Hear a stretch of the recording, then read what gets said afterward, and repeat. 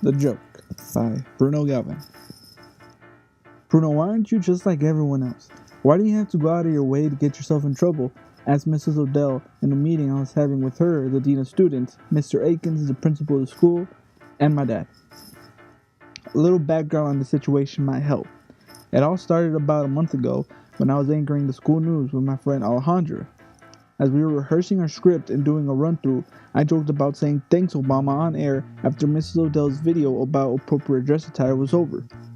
I remember Alejandra saying, "Oh my God, you better do it. Don't wimp out and do it." Her words pushed me to say, "I'll do it." And just like that, on the live airing of school news, I said it. I didn't see it as that bad of a thing, and there was no way I would get in trouble. I mean, worse things have happened at the school. Incidents where kids have consumed K2 in school and then thrown up and passed out in the library. And when the whole basketball team was caught selling Adderall, neither of the incidents had any form of punishment to the people who committed them.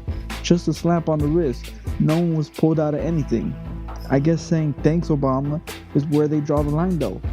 Or could it be that I was Mexican American and the people who did the before said incidents were white? Could it be that I had something different from those other students that I had to be punished for it? The day before my dad met with Mr. Akins and Mrs. Odell, I decided to talk to Mr. Akins. I knew that whatever he told me or I caught him saying, no one would believe unless I had evidence, so I decided to record our conversation. During our conversation, I maintained my cool and remained as calm as I could. Mr. Akins, on the other hand, kept yelling and being rude. The next day came, and so did my dad and I to the meeting with the knowledge of knowing what was said in my recording. "I have done nothing to offend you, nor Mr. Akins in any way," I exclaimed to Mrs. Odell.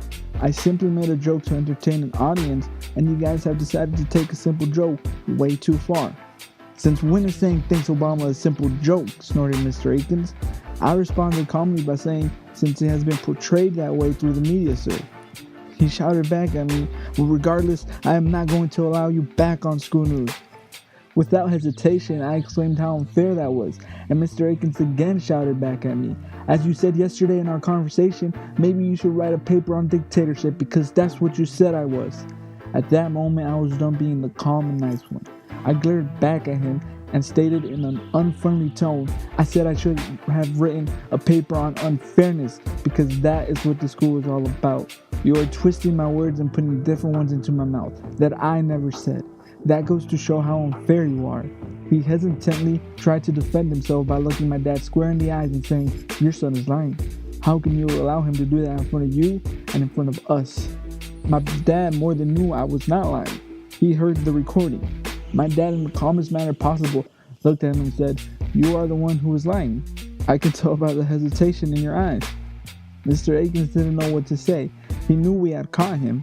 For the first time ever, I saw him trembling in his shoes. He could not weasel his way out of this one like usual. He had to face us.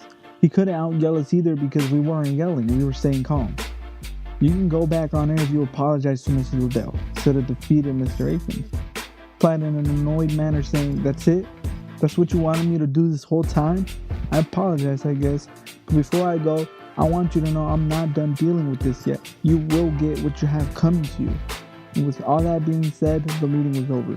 My dad went to work and I went to class. The funny thing was that I wasn't done. Mr. Akins had tried to make a fool out of me and out of my dad, and I would not allow that to go unpunished. Weeks later, I released a snippet of the recording of the conversation I had with Mr. Akins. In it, he said, "I don't care about the students." And with that, I caused an uproar at the school and the school board to seek a new principal. Sometimes incidents like these make me feel like there were rules in high schools that I had no idea about. I get treated like a criminal when I make a joke, but when an illegal activity occurred, they let them go with a verbal warning. I really don't understand to this day why saying "Thanks, Obama" was such a bad thing. It was an innocent joke that Mr. Akins decided to make such a big deal over. In the end, I got my way, but I feel it was because I caught Mr. Akins in his lies, and he got scared over what I could do.